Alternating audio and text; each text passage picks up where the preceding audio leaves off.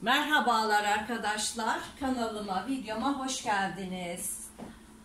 Evet arkadaşlar, yaz sıcaklarda en çok kullandığımız bol paça, yanları dikişsiz pantolon kesimi dikimi paylaşacağım. Benim kumaşım penye, likralı bir kumaş ve oldukça büyük bir beden çalışacağız arkadaşlar. Neredeyse 48-50 beden arası. Yani 50-52 bedende giyebilir bunu. Bu çünkü penye likralı bir kumaş. Kalça ölçümüz 120 santim arkadaşlar.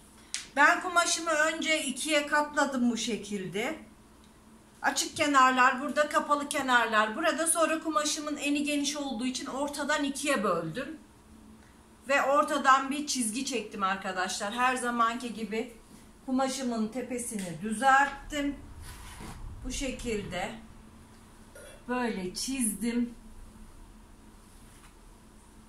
Ve kumaşımın tam ortasından şu şekilde düz bir çizgi çektim.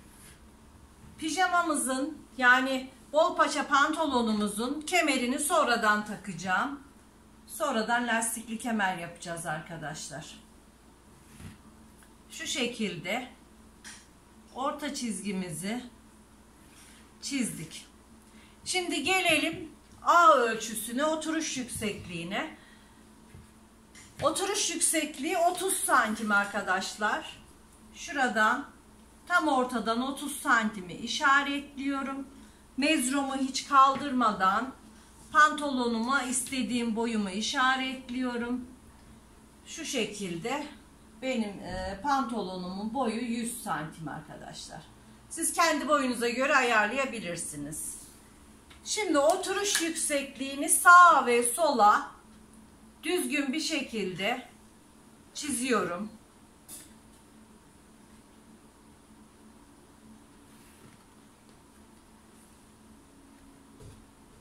Şöyle çiziyorum arkadaşlar. Şimdi AO hesaplamasına geleceğiz.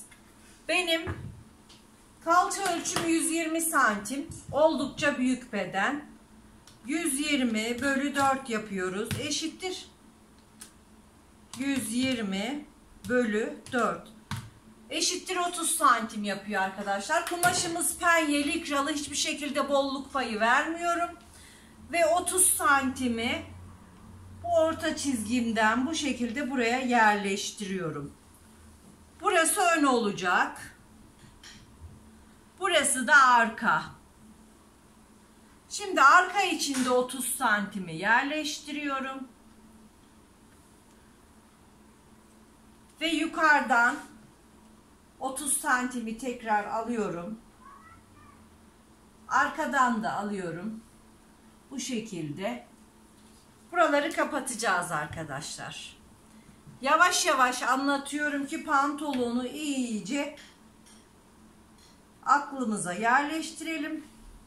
Nasıl olduğu, nasıl hesaplandığını bilmeyen kalmasın. Şimdi burayı da yerleştiriyorum ve kapatıyorum.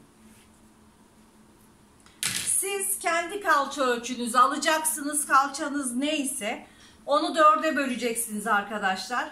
Kumaşınızın ortasından çizdiğiniz çizginin sağına soluna basen ölçünüzü yerleştireceksiniz. Şimdi gelelim A ölçüsüne. Şimdi bizim ön baldırımız, ön ve arkamız 30-30 santim.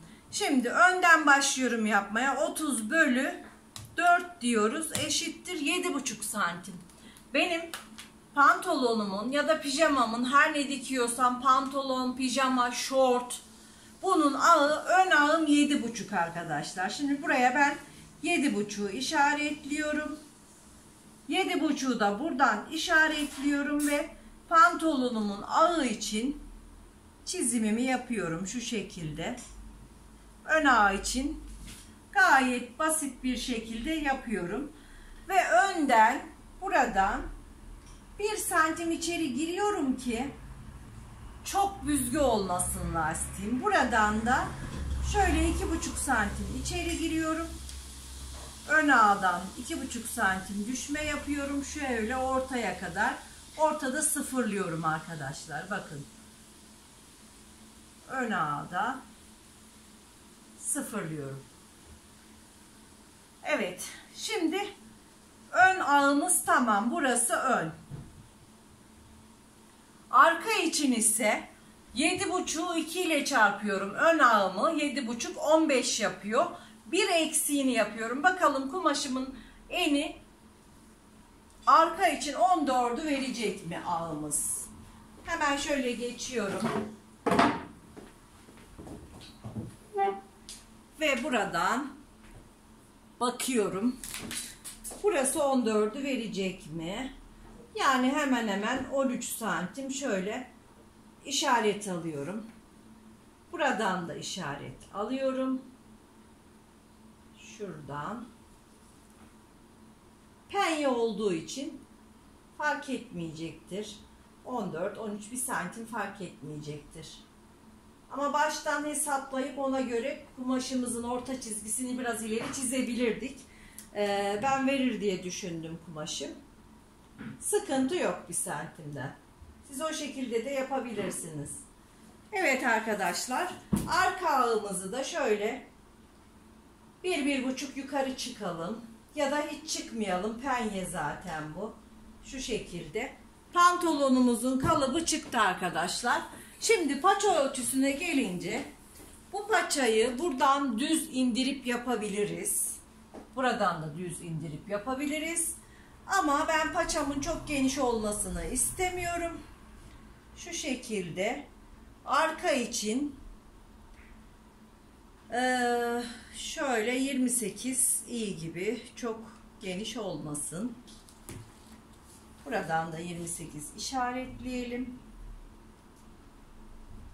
Arka ve ön için 28 işaretleyelim ve uzun cetvelimizle bir çizelim.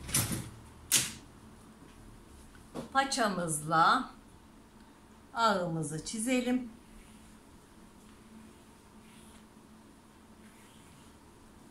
Ön ağımı çizdim. Arka ağımı da çiziyorum. Şu şekilde. Evet. Bunu da çizdim arkadaşlar. Ve şimdi keseceğiz. Şuradan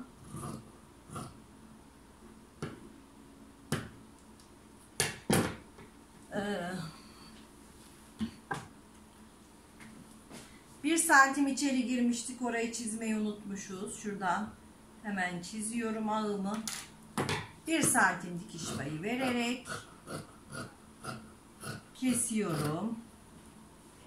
Paçalarım geniş olduğu için yanlardan dikiş payı vermiyorum. Bu şekilde kesiyorum.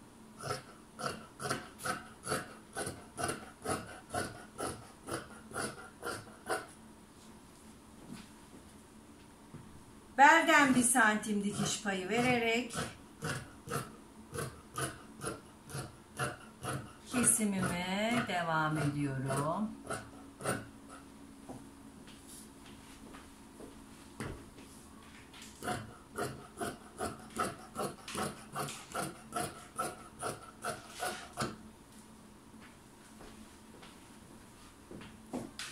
Arka ağımı da kesiyorum.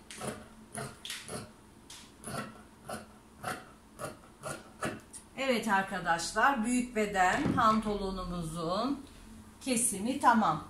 Yanları dikişsiz büyük beden çalışmamız. Şimdi hemen kumaşımı açıyorum. Düz yüzlerini içeriye alıyorum kumaşımın. Evet arkadaşlar, şu şekilde düz yüzlerini içeriye alacağım. Şöyle.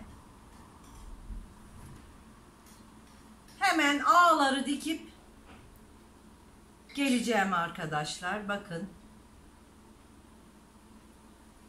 Şu şekilde. Burası arka ağımız, şurası ön ağımız. Burası ön ağımı, arka ağımı dikip geliyorum ben arkadaşlar.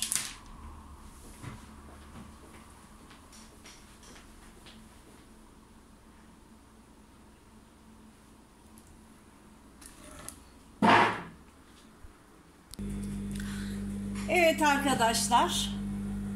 Şimdi makine başına geçtik. Önce ağlarımızı dikiyoruz. Bakın.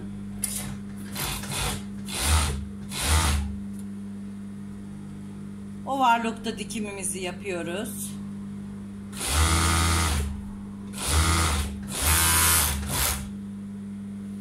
Şimdi diğer ağını dikiyorum.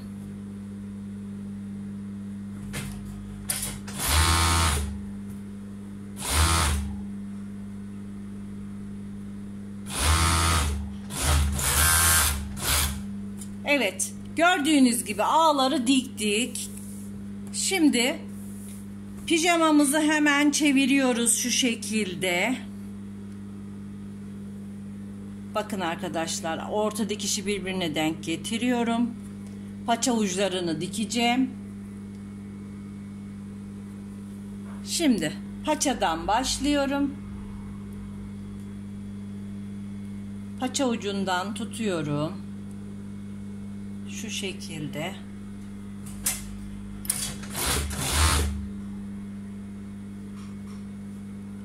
Hemen orta dikişleri birbirinin üzerine denk getiriyorum. Şöyle tutuyorum.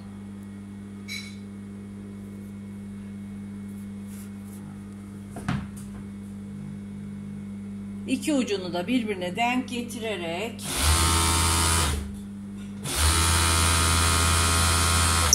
pijamamın dikimini yapıyorum.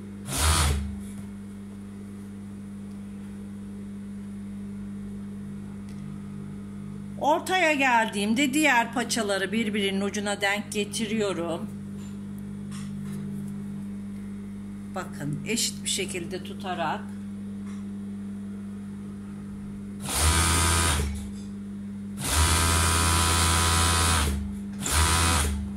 pijamamın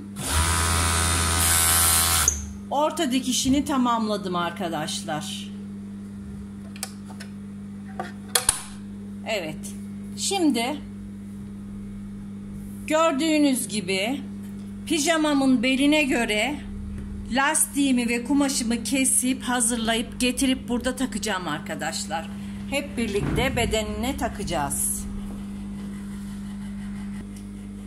Evet arkadaşlar, pijamamın beline göre kemerimi kestim. Lastiğimi de belime göre kestim. Şimdi lastiğimin 2 katından 3 fazla 10 santim, yani benim lastiğimin eni 3 santim, 3 6 santim ve 4 santim fazlası 10 santim civarında penye kumaşımı kestim belime göre. Kumaşımın kenarını birleştireceğim, lastiğimi de birleştirip hep birlikte belimize yerleştireceğiz arkadaşlar. Evet arkadaşlar, gördüğünüz gibi kemerimizi hazırladık. Rahat anlaşılsın diyerekten de beyaz iplikle diktim. Şimdi kemerimin ek yerinden, kemerimde bir tane dikiş var. Bu dikişi pantolonumun arkasına getireceğim ve overlock'ta takacağım arkadaşlar.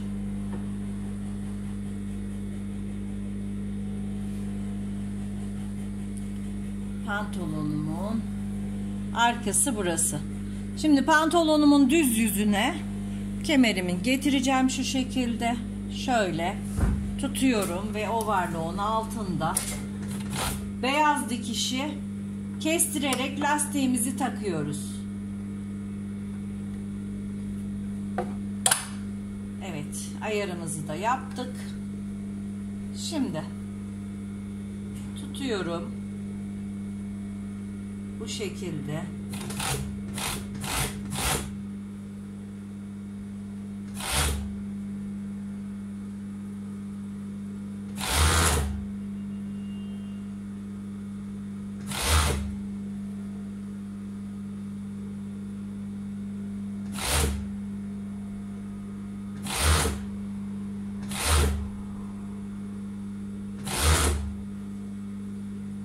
Lastiği dikmemeye dikkat ediyoruz. Lastiği dikersek lastik içinde rahat kalmaz, dönmez arkadaşlar. Lastiğimiz içinde rahat olacak.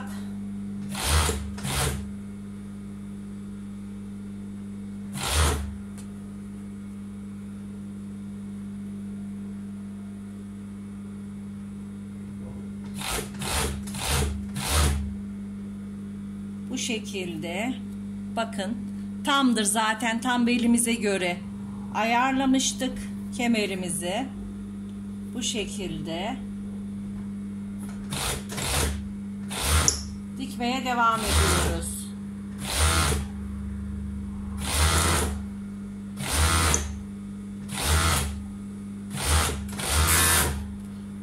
Evet, lastikli kemerimizi de sonradan taktık. Bu şekilde. İsterseniz bu kemerin üzerine dikiş gidebilirsiniz arkadaşlar, şu şekilde. Reçmede ya da düz makinede şöyle dikebilirsiniz ama ben dikmeyeceğim, ben sevmiyorum, ya da dikeriz, belli olmaz. Şimdi pantolonumuz bitti. Paçasını da şu şekilde kıvırıyoruz. Bakın, düz makinede şu şekilde kıvırabilirsiniz. Ben reçmem olduğu için reçmede şu şekilde kıvıracağım.